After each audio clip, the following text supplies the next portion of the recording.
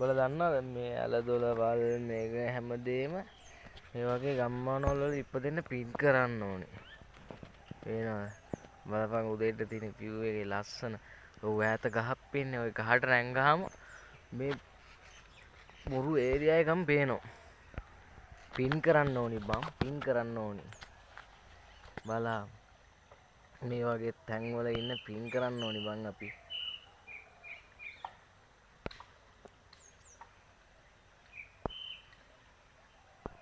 පින් කරේ නැත්තම් අද මේ තැන්වල නැහැ බං අපි.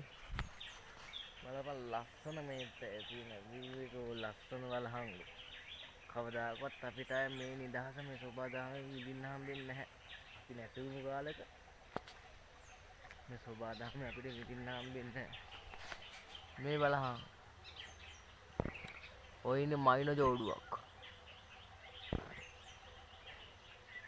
ඔතන ඔය බයින ජෝඩුවක් ඉන්නේ.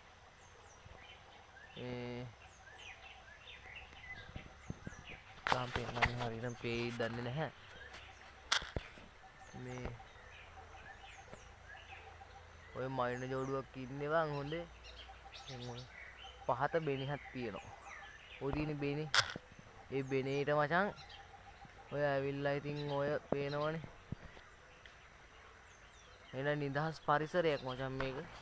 මේ පරිසරයේ සුන්දරත්වය විඳ ගන්න පරිසරයටම එන්න ඕනේ. මේ බලන් ගංගා ඇල දොළවල් වලින් මාරස් ලස්සන මේක තියෙන පරිසරයක් තියෙන්නේ.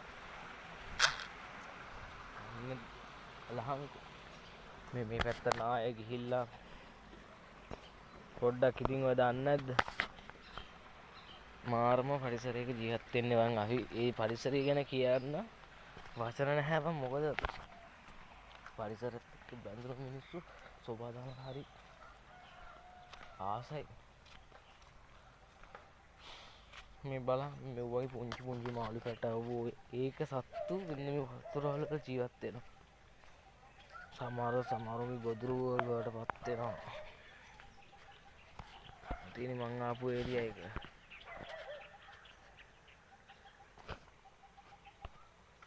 මං ආපු ඒරියා එක ඔය තියෙන්නේ. ඔය අවුව වැටිලා තියෙන්නේ. මේ